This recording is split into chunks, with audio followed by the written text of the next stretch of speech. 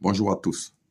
Je reprends la parole aujourd'hui, 23 septembre 2024, jour marqué par le sceau ou l'empreinte du chiffre 4, pour saluer tous les enfants de la matrice commune, pour saluer tous les enfants d'un Kakamweka, d'un Kakmwek, comme on dit en Vili, c'est-à-dire les enfants issus de la même matrice, de la même grand-mère. Je voulais donc ici rassurer. Au-delà du peuple du Luango souverain et insoumis, je voulais rassurer tout le peuple Congo et partant tout le peuple noir.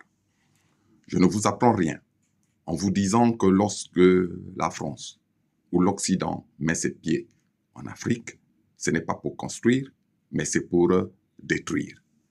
Vous avez certainement entendu ces derniers temps des médias annoncer ou des personnes annoncer que dans le royaume de Luango, notamment au niveau de Sunda, allait se construire dans l'année qui va arriver, c'est-à-dire en 2025, le fameux barrage hydroélectrique de Sunda.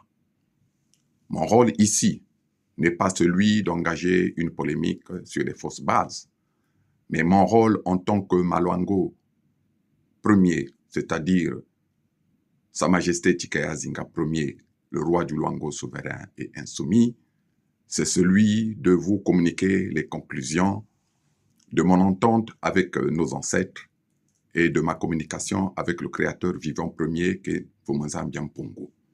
Je viens donc, à travers cette petite communication, vous dire, et parce que vous le savez, et parce que nous l'avons déjà dit, que là où la France ou l'Occident, c'est-à-dire les lécodermes, mettent leurs pieds en Afrique, ce n'est pas pour construire, mais c'est pour détruire. Donc, à travers le fameux, ou la construction du fameux barrage de Sunda, vous devez entendre par là la volonté par les lécodermes de détruire le barrage ancestral, le barrage spirituel de Sunda. C'est cela même qui est leur volonté. Parce que pour eux, construire en Afrique signifie détruire. Et voilà pourquoi ils s'attaquent maintenant à la localité de Sunda, parce qu'ils savent qu'à travers nos montagnes, à travers nos forêts, à travers nos eaux, sont là, en fait, en quelque sorte, contenus certains esprits protecteurs, c'est-à-dire nos titans protecteurs.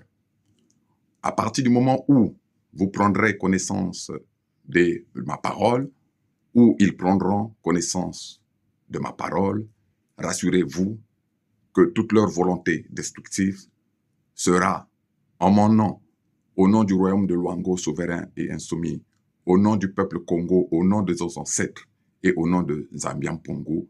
C'est en ce nom-là ou à ce nom-là que toute leur volonté destructive sera complètement anéantie ou a déjà été complètement anéantie sur un plan plus élevé. Je ne veux pas m'étendre ici. J'espère que vous avez très bien saisi la portée de mon message d'aujourd'hui, qui se résume ainsi: la volonté des lécodermes de se décider enfin de construire le fameux barrage de Sunda n'est en réalité qu'une volonté de détruire le barrage spirituel et ancestral de Sunda. Car, il ne faut pas l'oublier, que le royaume de Luango constitue le dernier bastion de résistance de tout le peuple Congo et disons même de tout le peuple noir. Donc, ceux qui vont s'hasarder à s'attaquer à ce dernier bastion auront le cœur et le cerveau transpercés par la pointe noire. C'est cela le message que je voulais vous passer. J'espère que tout le monde l'a compris. Et le devoir pour chaque Congo est de capter ce message et de le diffuser à travers le monde, de telle sorte qu'il arrive dans les oreilles de tous les malfaiteurs, aussi bien les codermes que dans les oreilles de leurs nègres de maison qui se mettent au service des basses besognes de leurs employeurs. Voilà, c'était donc votre humble serviteur, Sa Majesté Chikaya Zinga Ier, le Maluango souverain et insoumis, le membre permanent du Conseil fédéral Congo, le partisan de l'Afrique de solution. Je vous salue tous et je vous dis à très bientôt. Portez-vous bien. Merci, au revoir.